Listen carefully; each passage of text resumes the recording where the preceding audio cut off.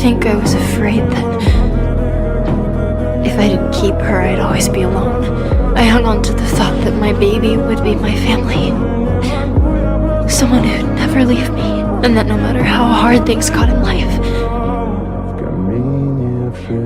I'd be happier because I'd have someone else. No, Jun-hee, don't! Wait, no! I'll get there!